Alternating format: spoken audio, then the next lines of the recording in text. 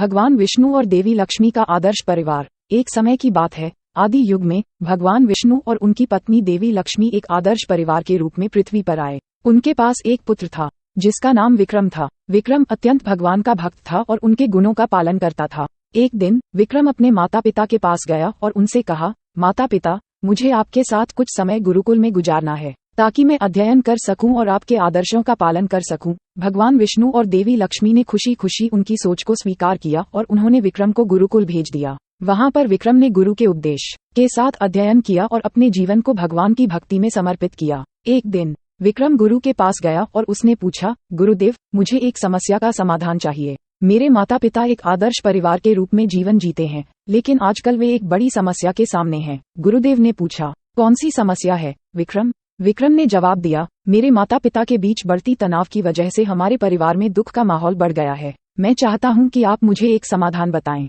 जिससे मेरे माता पिता का परिवार पुनः सुख शांति से रह सके। गुरुदेव ने सोचा और फिर कहा, विक्रम, परिवार के बीच तनाव को दूर करने का सबसे अच्छा तरीका यह है कि तुम अपने माता पिता को उनके आदर्शों का पालन करते हुए दिखाओ। तुम्हें सभी के प्रति स्नेह और समर्पण दिखाना होगा। विक्रम ने गुरुदेव के उपदेश का पालन करते हुए अपने माता पिता के पास वापस जाकर एक बदलाव किया। वह उनके साथ समय बिताने लगा, उनकी सेवा करने लगा और उनके साथ सत्य और समर्पण का आदर करने लगा। धीरे धीरे उनके परिवार में एक नई स्थिति की राह में सुधार होने लगा। माता पिता के बीच तनाव कम हो गया और परिवार की सुख शांति फिर से वापस आ गई। एक दिन भगवान विष्णु और देवी लक्ष्मी ने विक्रम को बुलवाया और उन्होंने कहा, विक्रम, हम खुश हैं कि तुमने हमारे आदर्शों का पालन किया और अपने परिवार को सुख शांति में ले आए। तुमने हमें गर्वित किया है। विक्रम ने हंसते हुए कहा, माता पिता, ये सब आपके आदर्शों और गुरुदेव के उपदेश का प्रतीक है। मैंने उनका पालन किया और जीवन में सफलता प्राप्त की। भगवान विष्णु और देवी लक्ष्मी ने विक्रम को आशीर्वाद दिया और उनकी आदर्श परिवार की कहानी पूरी